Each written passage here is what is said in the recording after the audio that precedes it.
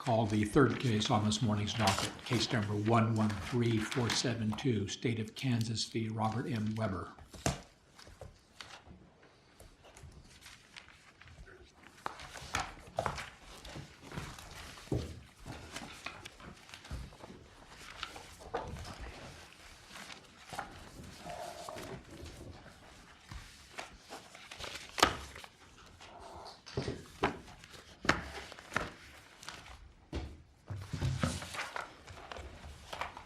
May it please the court, Peter Meharry for Robert Weber.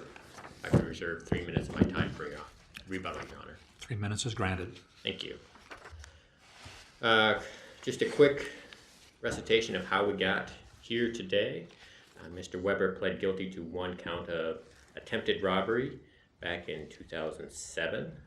He was sentenced under Criminal History B based upon 2 felony convictions out of Michigan that were classified both as person felonies, one being a 1976 conviction for assault with intent to commit criminal sexual conduct in the 2nd degree. He subsequently filed a motion to correct illegal sentence in 2014. That was based upon Murdoch. By the time that was denied by the district court, and by the time it got to my office, this court had come out with Keel, which obviously overruled Murdoch. We have argued nonetheless in our brief and in our petition that the classification of that 1976 Michigan conviction as a person felony was in error and resulted in an illegal sentence because his criminal history was miscalculated. As I said, the conviction is from Michigan for assault with intent to commit criminal sexual conduct in the 2nd degree. The Court of Appeals said that regardless of the intent part, what you have is an assault. And because in Kansas all assaults are person crimes, it was properly classified as a person crime. As Michigan classified it as a felony, it was properly classified as a person felony. It's our contention that the analysis by the Court of Appeals sort of missed the mark. We believe that the crime that it should be compared to is aggravated assault as opposed to just simple assault, because the conduct that you're looking at is more closely associated with aggravated assault as opposed to just a simple assault. When you look at the crime out of Michigan, it's assault with this intent to do obviously certain things, and the statute lists those out. That, to me, and as we have argued, is like aggravated assault, where it's assault with the intent to commit a felony. So they both the aggravated assault and the Michigan conviction have that additional specific intent. But if you look at the Michigan statute, that specific intent covers more than just felonies, and we've detailed those in our brief. Has several subsections under it, but several of those would cover criminal conduct that is not necessarily a felony in Kansas. So that Michigan conviction does end up being broader than an aggravated assault in Kansas. And as a result, it should not have been considered a person felony, because under Wettrich, it must be identical to or narrower than. Doesn't that mean that it's not a comparable crime?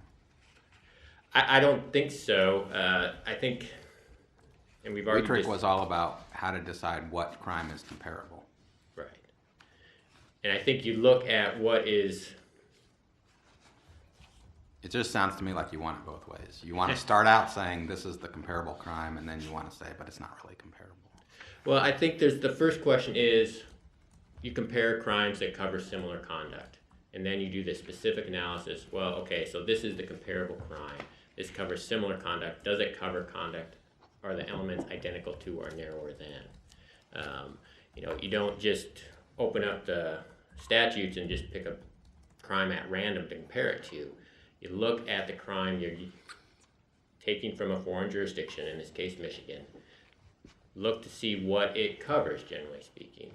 Then what does that cover similarly in Kansas. It does feel like the erection of a straw man to knock down, though. I mean, because if you start from it's comparable to, or it's potentially comparable to just simple assault in Kansas, then you have the opposite result, right? Well, I think it's also, I think the assault statute in Michigan is broader than the assault statute in Kansas too. Because the assault statute in Michigan talks about reasonable apprehension of a battery, whereas the assault statute in Kansas is reasonable apprehension of bodily harm. And obviously, But that would be That narrower. Yeah, That would it be is that would satisfy Wettrick, wouldn't it? If Michigan's the same or narrower, right? I think Michigan's is broader because a battery is broader than bodily harm. You don't have to have bodily harm to have a battery. You can have Okay. offensive touching. Okay. So in that regard, I got in you. Kansas's battery is bodily harm A or B, offensive touching. The assault statute in Kansas only covers the A, bodily harm, whereas the assault statute in Michigan, I think, would cover both, but it just says it requires a battery. Why isn't that the argument that you advanced? I think we did. I'll admit it's somewhat towards the end.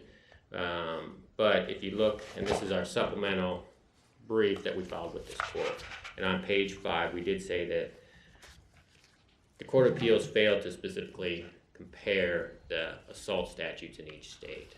So I think we did raise it, and I think that is something that this court should consider when it looks at it.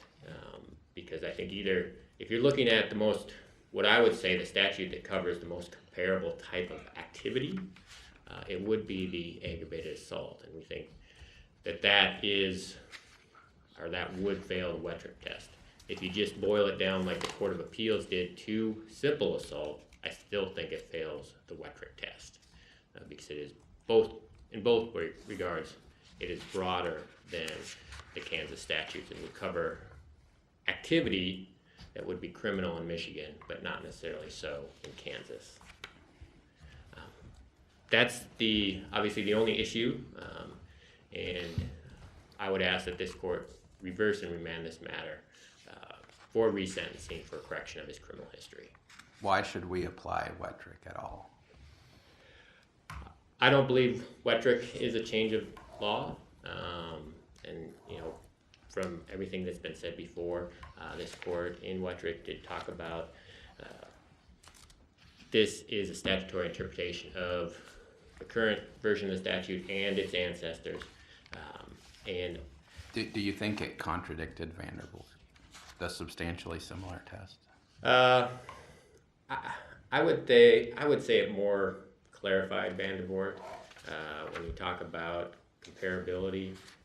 You do look at, I think, still start with what covers similar type of conduct, but then you kind of go to that next step. Okay, these two statutes kind of appear to cover the same conduct. Just another way to ask the same question, I guess, is: do you think that Mr. Weber's sentence, which my understanding was in 2007, was legal at the time or illegal? I think it was illegal at the time because they could not. Even under existing case law, the law as it existed in 2007. I think so, and my reading of Wettrick is that this has been the law throughout. Okay. And therefore, back in 2007, it was illegal to count that Michigan conviction as a first felony. If there's nothing else, I would ask, again, that this court reverse and remand this matter for resentencing for correction of his criminal history. Any more questions? Thank you, counsel. Thank you.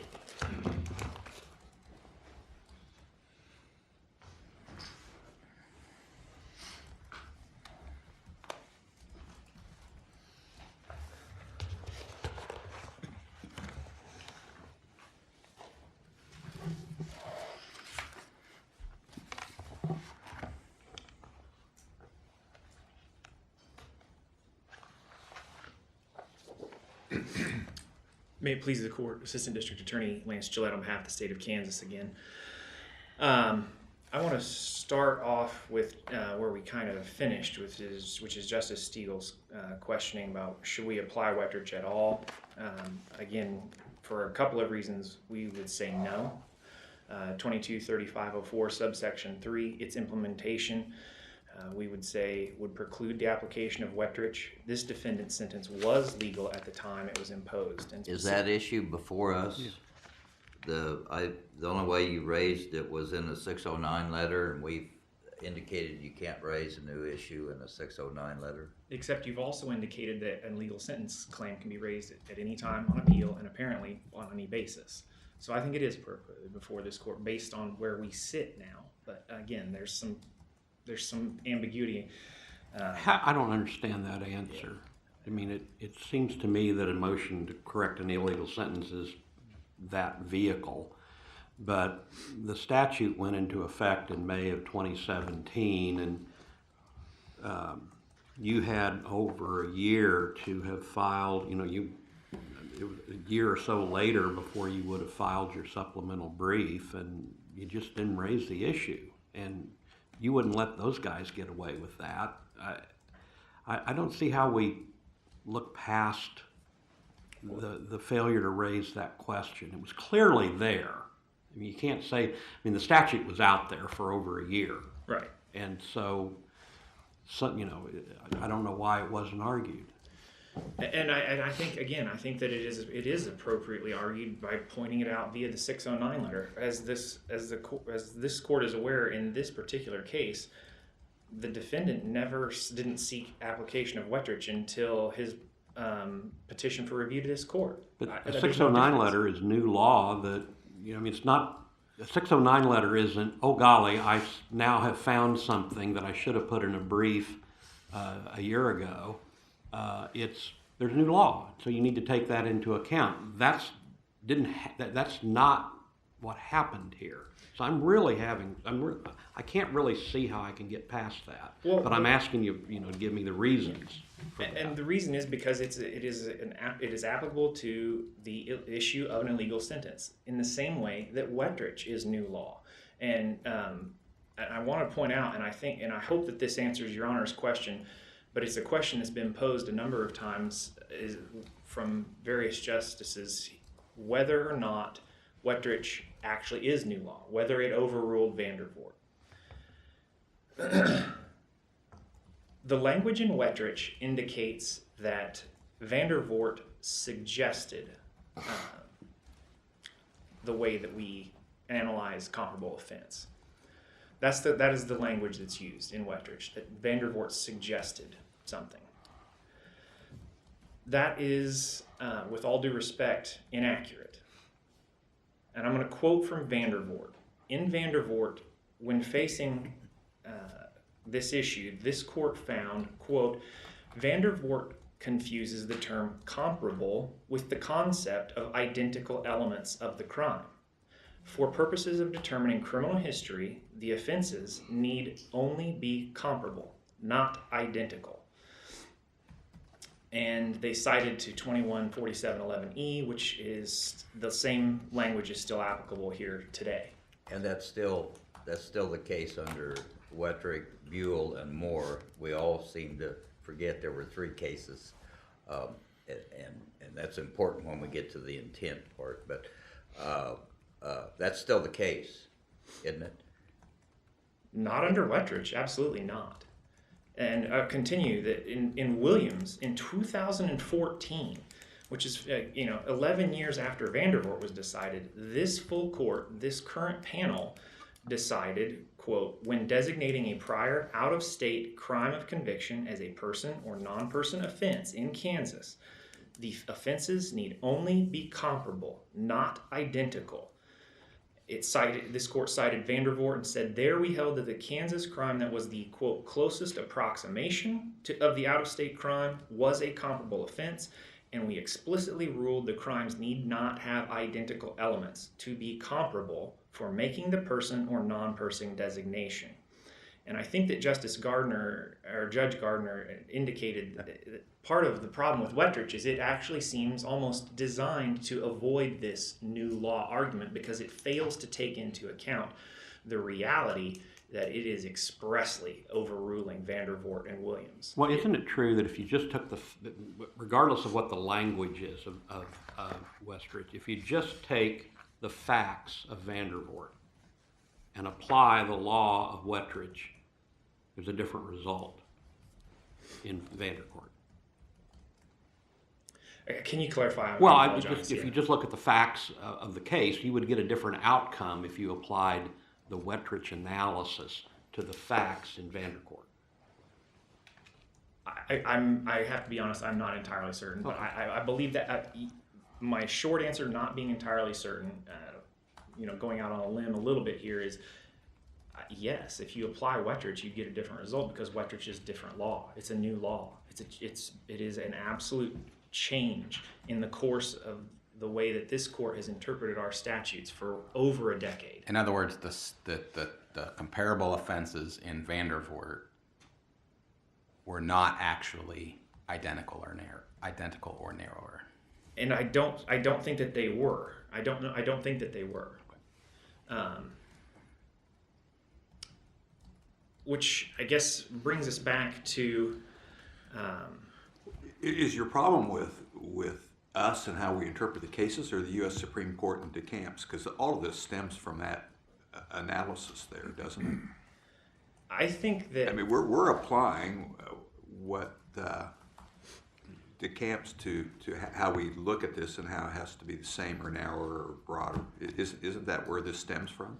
That was the change, wasn't it? Well, I think there's a lot of confusion about that, and so that's, I guess, what I think everybody, and opposing counsel included, is asking of this court this week, is to give us a thorough and full clarification of what's going on here, because DeCamps can't be exclusively what this court relied on. It can't be the change in law that's referred to, because DeCamps relied on Apprendi.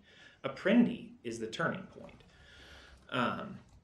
And subsequent to Apprendi, this court analyzed the word comparable in our statutes and found that comparable means comparable, and that the closest approximation was the appropriate decision to make, And that's based exclusively on a legal conclusion based on reviewing the elements of the statutes. And that's been fine for over a decade. And then suddenly we've changed course based on case law that's not necessarily directly applicable here.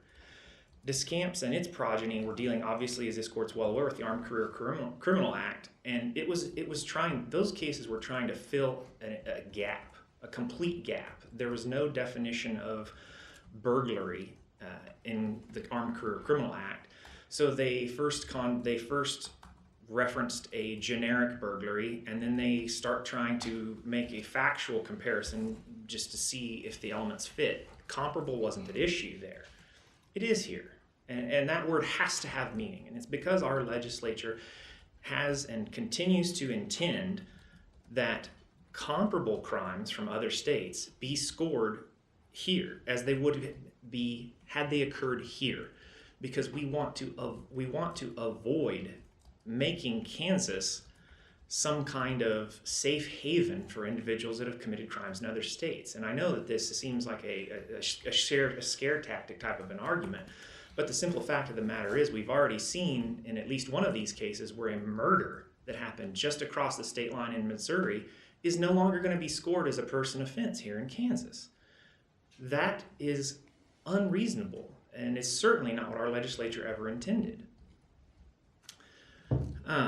I guess that leads me into the 223504 subsection 3, that its implementation, again, similar to the first argument this morning, as the defense argument here has shifted over time, we feel that it would be appropriate to construe those each as a new motion to correct an illegal sentence. By the time this defendant started claiming Westridge, 223504 subsection 3 was already in place, and it precluded him from seeking that application. Let me ask a little bit about that. Sure. Assume with me that this court chooses to agree with your argument that Wettrich is new law. Do you need the application of the 2017 amendments to prevail? We do, because those 2017 amendments did not simply codify existing law. they've changed. Tell me about that. The What are you relying on to make that statement? I think that first I would point to the reasoning that comes. It's in the Dawson case that we'll be arguing this afternoon. But what the legislature did there was codify this court's previous jurisprudence as what constitutes an illegal sentence. But then they also cut it off. So, as you heard earlier this morning, there was some discussion about legislative intent when they passed those amendments. Right. And I think it's fair to say that the legislature believed that this court was applying new law to find once legal sentences to now be illegal. My question is, was the legislature's assumption correct about what this court was doing? Because I can't find it. I can't find any case in which we applied a change in the law to render a once legal sentence illegal. Do you know of any case where this court did that? I think that respectfully, we started down that path. Well, I think Wetteridge does that, number one, and I would say that we also kind of started down that path in the Dickey cases as well, because what you'll see because the statutory language at issue there allowed for the classification, and it allowed for the facts surrounding that conviction to be established by a preponderance of the evidence. So yes, to answer your question, I think we went down that path with starting with Dickey 1 and proceeding on through to now. The Dickey cases dealt with the law as it existed at the time Dickey was sentenced, or at the time his sentence became final, because his sentence became final after Apprendi. In Dickey 1, yes. Well, both of them, right? Yeah. Yes, he was sentenced after Apprendi was. Are you familiar with the State v. Lee decision? That hasn't been part of this discussion, so maybe you're not. It hasn't been. Well, in that case, we held that Mr. Lee had sought to have the application of later case law to render his sentence illegal. And we said, pretty straightforwardly, Mr. Lee seeks application of later case law to the statute that was in effect at the time he was sentenced. But he was sentenced under a statute that did not, at the time, conflict with any higher court decision. So we didn't give him relief. Right. That strikes me as very similar language, that was in 2016, to what the legislature thought it was telling us that we had to do in 2017. Well, I think so. That case may have even been mine, to be perfectly honest. I didn't review it to prepare for today's argument, but what that was, obviously the quote that you just said was that his sentence at the time. So here, that would suggest that this court's case law all along has been, we look at the legality or illegality of the sentence when the sentence becomes final. And if that's true, I just don't understand the relevance of the 2017 amendments, because it just seems like it's saying what was always the law. I don't think that was always the law, because what we've seen occur in Dickey is, and we talked about this in my previous argument, we shifted away from analyzing what the legislature intended with our comparable analysis to just be a analysis of legally, are these two offenses comparable? We shifted into a factual analysis based on extrapolation from my question has nothing to do with how we decide what's comparable. It's purely a question of timing. right. It's when do we look to decide whether a sentence is legal or illegal? Do we look at the time it became final, or do we look at the time the motion to correct was filed? I think that, and this is not trying to dodge your question, the amendment adding to the definition of a legal, exempting from the definition of a legal sentence, changes in law, claims based on changes in law that happened after the sentence was final, was a direct response to Dickey 1 and Dickey 2. I think you're right, but my question earlier was, what if the legislature misunderstood our case law? What if they didn't understand what was going on? Isn't that possible? I don't think it is in this instance. I suppose anything is possible, but I don't think it was in this instance, because as I said, what we had was Dickey. Because the Dickey cases looked at the sentence at the time it was final. Right. We weren't looking at the sentence at the time the motion to correct was filed. But you looked at it through a completely different lens because we decided to suddenly start applying Apprendi and its progeny to our comparable test, and there was no need to do that. I think that's where the legislature said, whoa, this is not what we meant. This is a completely different lens that we're now going to see all these sentences subjected to review under, and it can't be. We have to cut that off. Don't I recall that the Court of Appeals in Dickey 1 is where the application of Apprendi and DeCamp came about? That was the decision of the Court of Appeals, and we affirmed them, but said we don't have to do it as a matter of constitutional law, but that we construe comparable in conformity to Apprendi, DeCamp, and what have you. Right. And that's basically what we said. Right. But And the key point for me is Apprendi came before Dickey's sentences. Right. But my key point in response is that Vandervoort and Williams came after Apprendi, and this court defined the comparable test one way and then completely flipped the coin the next day in Dickey because you decided to review the meaning of comparable as a factual question, not the legal question that it was always intended to be.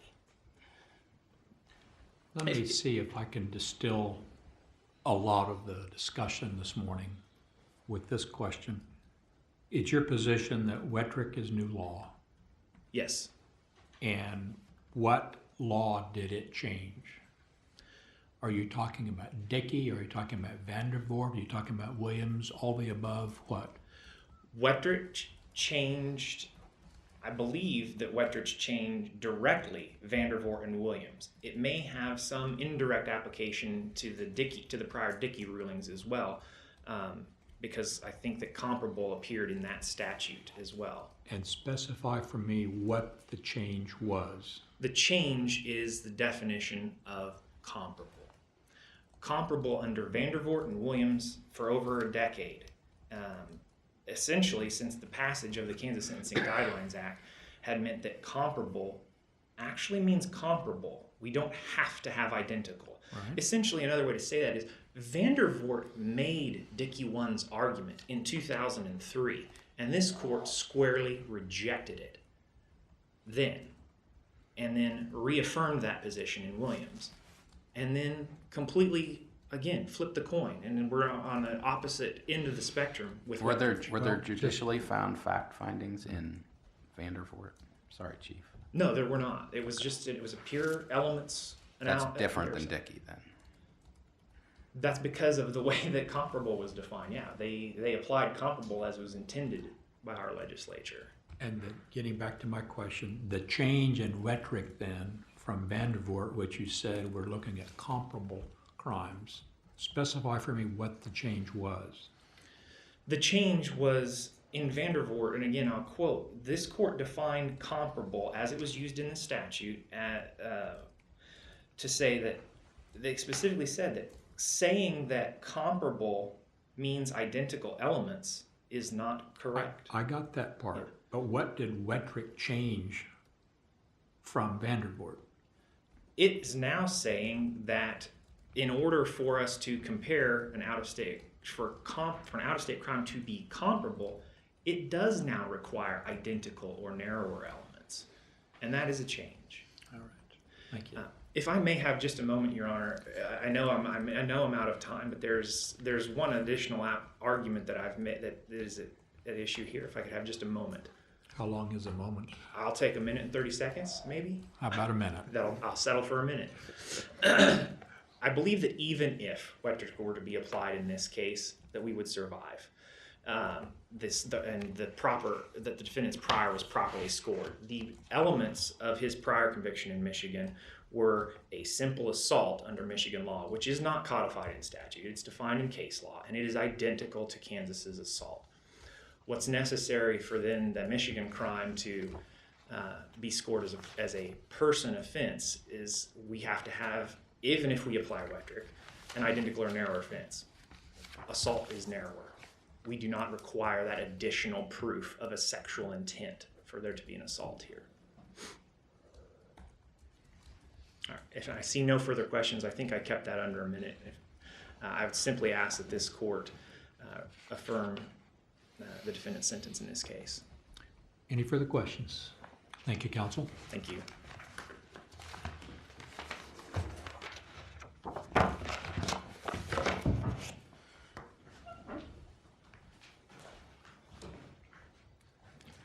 Counsel, could you address that distilled question that opposing counsel answered for us?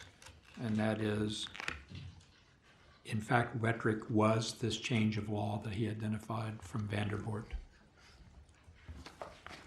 I mean, we don't see it, I don't see it as a change in law. I think when you look at Wettrich and Vandervoort, combination of the two, it seems to me that Wettrich specifically did not overrule Vandervoort. And in Vandervoort, what I see is they're looking at comparable. Wettrich clarified what that means when you go into the identical or narrower with the elements. Go ahead. Do you agree with Mr. Gillette's answer to Justice Biles' question that what would happen if you took the Wettrick rule and applied it to the Vandervoort facts? The outcome would be different. I don't know Vandervoort well enough to say that, Your Honor. And I did not... Assume that's the case. I still don't think that is a change in the law. I think that is a clarification of the law. You know, maybe Vandervoort did get it wrong, but I think Wettrich said this is what comparable means. If there was somewhat loose or more expansive language earlier, that was not what we require it to be now. I don't think that is a change in the law, but a clarification. And it's language that Wettrich keyed off of was the statutory language, and this court had noted in Wettrich and its other cases that that language has not changed, and that is what comparable means. What about this possibility? Vandervoort talks about comparable, and Wettrich talks about comparability as well. And it says, and this is my gloss on it, like your take on it, if the elements or if the two crimes are in fact identical, hooray for the state or the defendant, because that by definition is super comparable. So if you're just dealing with comparability in Wettrich, then Vandervoort has not really been changed, as I understand opposing counsel's argument. And so you're looking to see how comparable they are. Are they in fact comparable? And if you happen to have identical crimes, your comparability analysis is pretty easy, but that doesn't mean you've changed Vandervoort, does it? Am I missing a big point here? If you're missing a big point, I'm missing it too. You know, again, the way I see Vandervoort and Wettrich is, and we've kind of argued this in our petitions with this court. It seems to me that in this, for example, in this case, the first question is, what is a comparable offense? What covers kind of similar type conduct? And then you go to the next step. Okay, we've got these two that seem to be covering similar type conduct. Are there elements identical to or narrower than? Let me ask you this, if you have conduct in Michigan that is not a crime in Kansas, can you say they're comparable? Can you say it's a comparable crime if that conduct doesn't fit any elements in Kansas? I would say no. And I think that you determine that by looking specifically Isn't that the problem in a number of these cases, that the the culprit with broader elements in the foreign jurisdiction is that it doesn't constitute a crime at all in Kansas. And so how can you call them comparable if it's not even a crime here? I would agree, you know, and that, I think you determine that by looking at specifically the elements, which is obviously what Wetridge talks about. And our contention, obviously, in this case is that the Michigan convictions are broader such that they would not necessarily be a crime in Kansas and therefore should not be considered person felonies. And counsel detailed that, why Michigan's broader than Kansas, because that was the last thing that the state argued, is that they're good enough. Sure. The first thing, if you're boiling it down to just looking at the assaults, in Michigan, a simple assault is an unlawful act which places another in reasonable apprehension of receiving an immediate battery. And I'm quoting from People v. Gardner. It's a 265 Northwest 2nd 1. I believe it's in the state's brief as well. But that requires apprehension of receiving an immediate battery. Kansas assault requires reasonable apprehension of bodily harm. And I think the language of an immediate battery is broader than bodily harm, because a battery could include offensive touching. So if you have somebody that fears offensive touching in Michigan, that may be an assault in Michigan, but I don't think it would be an assault in Kansas. So therefore, It would be a battery. If you had someone that had a rude touching in Michigan, or intent for that, it potentially is a crime, but not an assault. It is not an assault. That's correct. And did you check further to see whether Michigan defined battery the same way Kansas does? I did, and what I found, and this comes from, if I can read my writing, People v. Reeves, which is 580 Northwest 2nd, 433. The way it was defined, and I apologize, this might be a little bit of a paraphrasing, intentional and unconsented and harmful or offensive touching of a person or another or something closely connected with the person, is what I found. And I will freely admit I am not an expert on Michigan law, and the fact that they did not have these codified, it's weird to me, but that is what I found. But with regard to aggravated assault, if you're going to compare it to aggravated assault, Kansas is aggravated assault. It's an assault with an intent to commit a felony. And I think if you look at the Michigan conviction in this case, it's assault with intent to commit criminal sexual conduct in the second degree. And they do list multiple ways that can occur. But if you look at those, many of them, and we've detailed these in our brief, and it's somewhat dense, but multiple subsections would not necessarily be a felony in Kansas, so that in that regard, it would cover more conduct than an aggravated assault in Kansas. Any more questions? Thank you, counsel. Thank you, Your Honor. Thank you both for your arguments this morning.